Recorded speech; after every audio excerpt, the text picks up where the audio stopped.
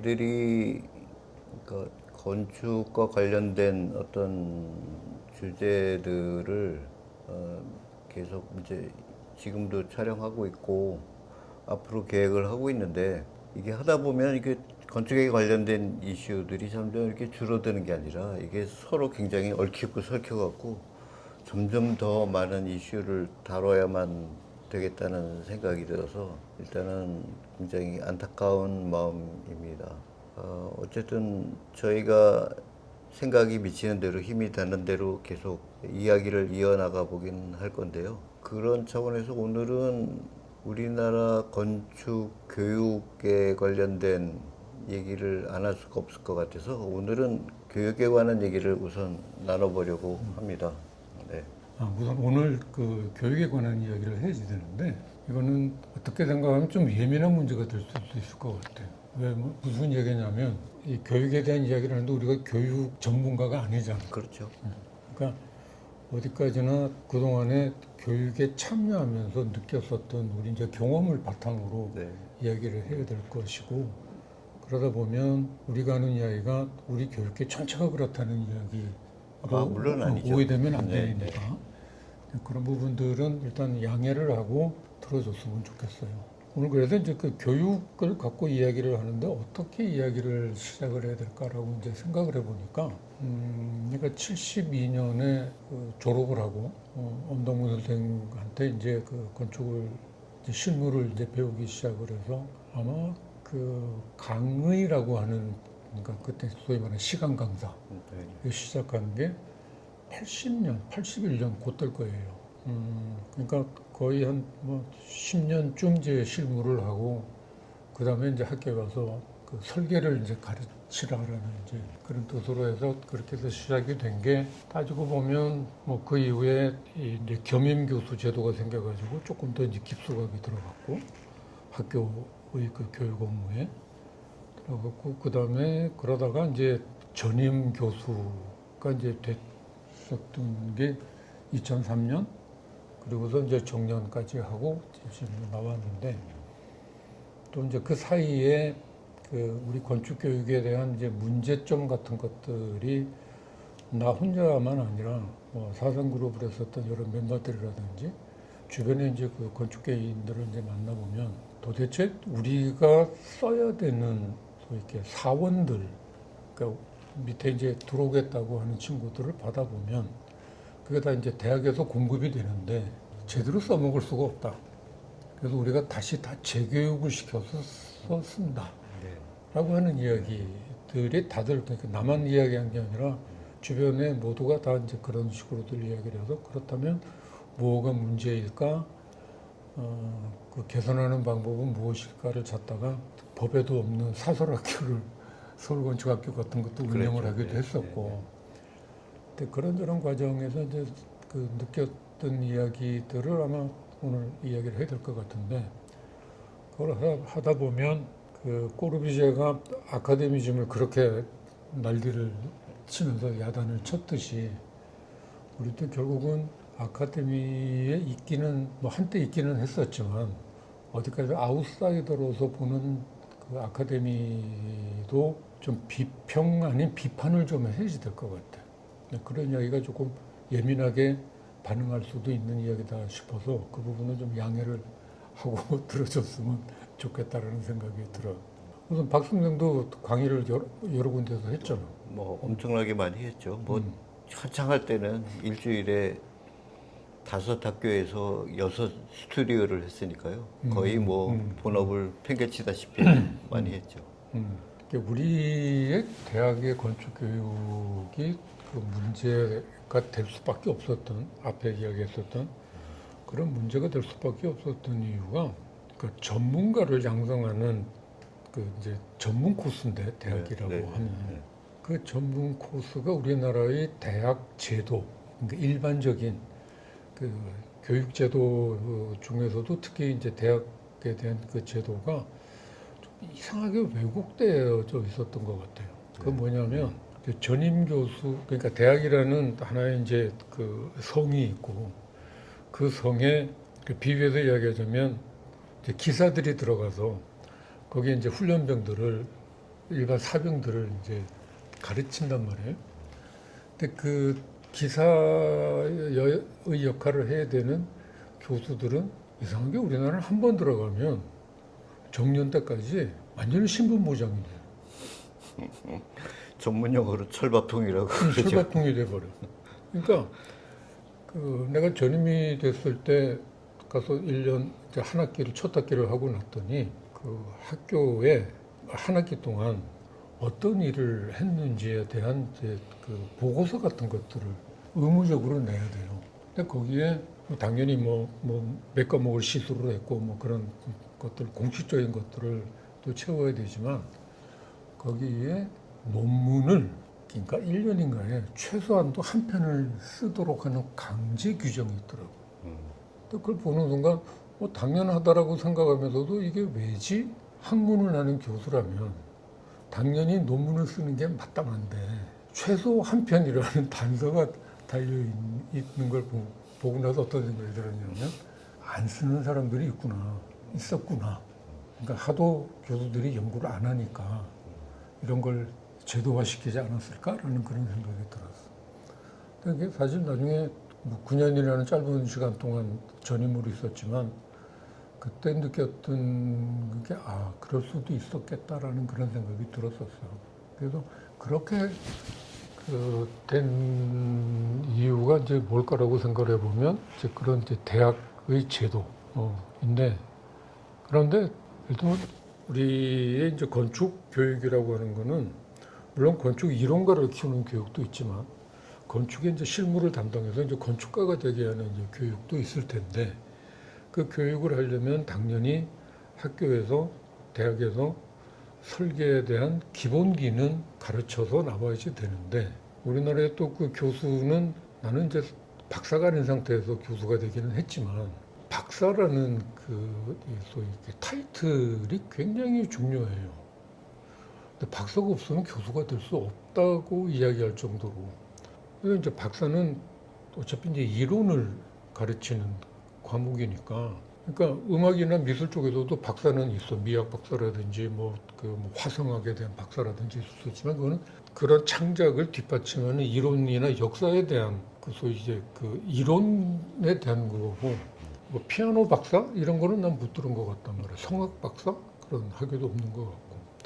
그러니까 설계라는 거는 설계에 대한 박사는 없을 수도 있다라고 나는 생각을 하는데 하여튼 뭐 그런 면에서 그 박사에 대한 내가 보기에는 과분할 정도의 신분 보장, 그 인정하는 거, 뭐 그게 나중에 이제 공직사회로 가면은 더 이상하게 변질이 돼요. 뭐 심의심사 같은 거 할 때 이렇게 교수님이라고 해서 이제 받들어 모시는 그런 분위기까지도 연결이 되는데 이상하게 소위 말하는 어떤 라벨을 가지고 있느냐에 따라서 인격 자체가 다 이제 결정돼 버리는 이제 그런 또 이상한 난 그게 풍습 같이 느껴지는데. 그 얘기는 이전 영상에서도 잠깐 이제 교수 사회를 얘기하면서 말씀하셨죠. 그렇다면 그 설계를 가르치는 교수가 학교에 그 소위 이제 박사의 파워 가지고는 해당이 안 되니까 외부에 활동하고 있는 건축가들을 학교에 가서 설계를 가르치도록 해서 이제 박 선생이나 나나 학교에 불려가서 강의를 했단 말이에요. 했는데 그 설계 강의를 나는 그렇게 생각을 해. 프로페서라고 하는 의미가 내가 알아보니까 이게 앞에서 말하는 사람이라는 뜻이에요. 그렇군요. 사람들을 모아놓고 앞에서 이야기하는 사람이 프로페서인 거예요. 네. 근데 프로페서가 되려면 할 말이 있어야지 프로페서를 할 거 아니에요. 그렇다면 나는 제대로 된 설계 교육을 하려면 내가 지금 하고 있는 설계에서 뭔가가 이렇게 그 개념이라든지 아니면 그 실제적인 그 업무적인 것들에 대한 이야기가 만들어지면 그걸 가지고 가서 학교에서 아카데미에서 풀어놓고 그다음에 그걸 풀어놓는 게 끝나면 내가 이야기할 거 다 이야기하고 나면 그다음에는 또 다시 실무로 복귀하고 하는 이제 그런 식으로 인사이드 아웃사이드를 이렇게 왔다 갔다 할 수 있게 해주는 게 나는 맞다고 생각을 하는데 한 번 교수가 되면 영원한 교수가 되고 또 한 번 강의를 맡으면 학교에서 이렇게 밉보이지 않는 한은 그냥 계속 강의를 하게 되면 뭐 그런 구석들이 뭔가 좀 이렇게 건축이라는 것에 대한 본질을 잘못 이해된 데서 비롯된 게 아닐까 하는 그런 의심이 들어. 계속 일관되게 얘기하는 게 건축과 건설을 혼동한다는 거, 그 기저가 그분들한테도 깔려 있다고 보는 거죠. 그런 주체에서. 근데 지금 교육자들에 대해서 이제 말씀해 주셨는데, 저는 좀 제도 혹은 뭐 어떤 교육 체계 뭐 이런 거에 대해서 짚고 넘어가지 않을 수 없는데요. 저만 해도 공과대학으로 들어갔거든요. 공과대학에 다행히 건축공학과라고는 하지 않고 공짜는 빼고 건축학과였어요. 대신에 건축과가 공과대학에 들어가는 게 너무나 당연하게 받아들였던 시절이었으니까요. 그게 뭐 건축 미술과로 들어갔어. 그러셨죠. 나 때는.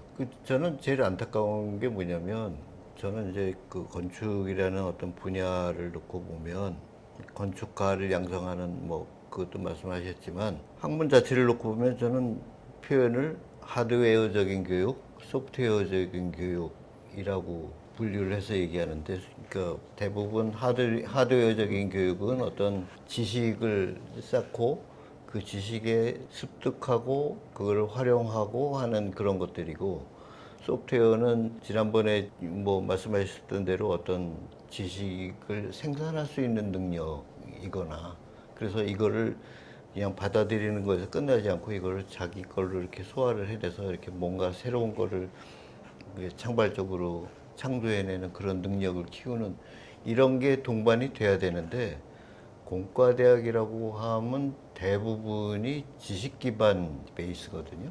거기 플러스 이제 기술 어떻게 활용하느냐에 따라서. 그래서 그 시절에는 건축공학과가 저조차도 그렇게 생각을 했으니까요. 당연한 거 아니야? 라고 생각을 하는데 문제점이 굉장히 많았었던 것 같아요. 근데 이제 요즘에 와서는 그래도 그나마 어디는 뭐 미술과로 다니셨다고 그랬지만, 하다못해 건축대학이라고 이제 상과대학을 별도로 만들어서, 혹은 뭐 조형대학 뭐 이런 데도 있고, 그거는 좀 나아진 것 같긴 한데, 제가 경험했던, 야, 이건 이래서는 안 되는데 싶은 게 뭐였냐면, 대학교 3학년, 제가 강의를 나갔을 때는 4년제가 주로였었거든요. 그때 어떤 여름방학 때 특강을 하겠다는 거예요, 과에서. 그래서 특강이 뭐 무슨 내용인가 봤더니, 큰 사무실에 있는 실장급을 불러서 아이들한테 실시설계 도면을 가르치겠다는 거예요. 배우면 좋겠지라는 생각이 한편으로는 들지만, 아시다시피 실설계 도면이라는 거는 사무실마다 그 포맷이 다르고 약속이 다르고, 어차피 들어오면 새로 우리 사무실은 이거는 이렇게 해야 하고 매뉴얼이 다 있단 말이죠. 거기다가 플러스 캐드 교육과 맥스, 그때 3D 프로그램이 맥스였으니까 그거를 특별한 강사를 초빙해서 그거를 특강을 하겠다는 거예요. 저는 왜 그러냐면, 사람이 어떤 전문 교육, 그러니까 소위 이제 대학 교육에서부터 시작하는데, 이게 죽을 때까지 생각하면 뭐 평균 잡아 한 80까지 산다고 보면 한 60년 동안의 그 업에 종사하게 돼 있거든요. 60년 중에서 아주 굉장히 민감한 부분이고 중요한 그 시작점이 있는 4년. 제가 그때는 4년제였으니까 4년을 이거를 어떻게 하면 취직 잘 되고 이 지식을 쌓는데 이 시간을 소비한다고 그러면, 나중에 이 소프트웨어적인 측면의 교육은 어떻게 하지? 설계사무실 막상 들어가면 내가 책을 한 권 변변히 읽을 시간도 없고, 아, 건축이란 뭐지 하고 고민할 수 있는 시간도 없거든요. 저도 초년병 시절을 다 겪어봤지만, 이게 눈에 뭐 수정할 도면이 산더미고, 이거 어디 구청 가서 공무원 만나고 하라 이러는데 정신이 없는데, 어딜 뭐 건축이란 무엇일까? 이거는 굉장히 배부른 얘기거든요. 그래서 저는 그때서부터 생긴 지론이, 학교에 있을 때는 학생이 할 수 있는 교육, 혹은 그런다고 해서 4년을 다 쓴다고 해서 그게 완성되지는 않겠지만, 올바른 사고의 방향을 가질 수 있게끔 키워주는 게 대학 교육이 해야 되는 일이라는 그 신념이 저는 굉장히 생겼었어요. 지금 이제 5년제가 되고 뭐 하여튼 여러 가지 이제 제도적인 변화가 있었는데 그럼 뭐 제도적인 변화까지는 뭐 여기 듣는 이 우리 이야기에 관심 있는 사람들 다 아는 이야기일 테니까 그 부분은 빼고 나는 대학 5년 동안에 그러니까 건축을 하고자 하는 이제 지망생들이 이제 모인 곳이잖아 대학이. 그렇다면 걔네들한테 교수로서 그러니까 그 프로페서로서 해야 되는 역할은 그 지망생들한테 동기를 부여하는 거예요. 그렇죠. 응. 네. 그러니까 우리는 뭐 요즘 애들 우리나라 그 부모들 교육열 때문에 그냥 하루 종일 공부해라는 말만 듣고 사는데 공부해라는 말은 따로 할 필요가 없어. 그냥 그걸 비유하기를 어떻게 비유하느냐면 요즘 애들이 이제 컴퓨터 게임하는 걸 굉장히 이제 좋아한단 말이에요. 뭐 하다 보면 밤도 새고 그런데 그 걔네들한테 왜 컴퓨터 게임을 끊지 못하냐라고 이야기를 하면 재밌어서 못 끊는다는 거예요. 그럼요. 그러니까 건축은 굉장히 재미있어라는 것만 알게 해주면 그러면 그 다음에는 공부할 사람들이 알아서 공부를 해요. 5만 프로그램, 5만 사이트 다 뒤져보고 5만 게임 다 찾아가 보고 그렇게 해서 그걸 자기 걸로 만들어 나갈 수 있는 그게 생긴다는 거예요. 그러니까 동기부여를 해주는 거여서 나는 교수의 역할은 앞장서서 우리가 지금 하고 있는 이 공부는 나중에 이렇게 인생을 살 수 있게 해주는 재미를 느끼게 해주는 그러네요. 그런 거야. 이거 잘하면 정말 재밌어. 그걸 가르쳐 줘야 되는 거여서 난 그래서 보통 이제 그 5년제에도 이제 신입생들이 이제 들어오면 1학년들이 들어오면 보통 이제 교양 과목 같은 거로 끝나는데 그때 내가 처음에는 이제 교양 과목은 내가 할 수준이 아니라고 생각을 해서 그 2학년서부터 이제 뭐 이렇게 해서 이제 그걸 했는데 처음에 설계 스튜디오를 처음 시작할 때 내가 처음에 물어본 게 자, 1년 동안 이제 소위 말해 예과 과정을 이제 거친 거잖아. 예과 과정을 거치면서 건축에 대해서 이것저것 알아보기도 하고 뭐 선배들한테 이야기도 듣고 뭐 동아리 같은 데 들어가서 활동도 하고 해봤을 텐데 어떠냐?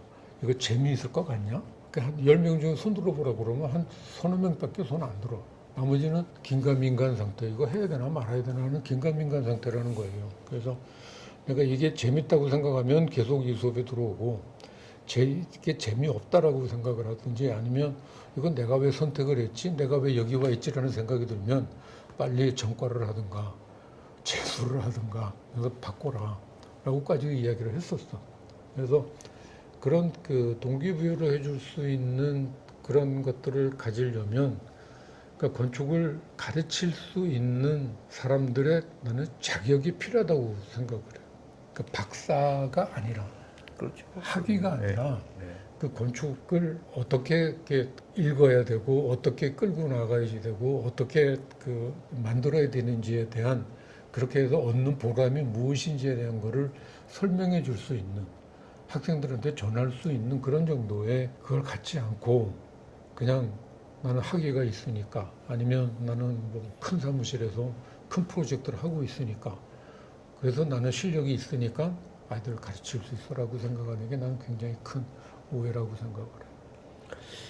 그 제가 학과에서 그런 방침을 정해놔서 그런지 제가 그런 경험이 있어요. 어느 학교 가서 특강을 하고 나서 질문 있으면 해봐라 그랬더니 이제 그때 들은 친구들이 4학년, 그때 4년제 졸업학년 학생들이었는데 한 친구가 손을 들더니 저희가 지금 3D 스튜디오 맥스를 공부하면 취직에 도움이 될까요?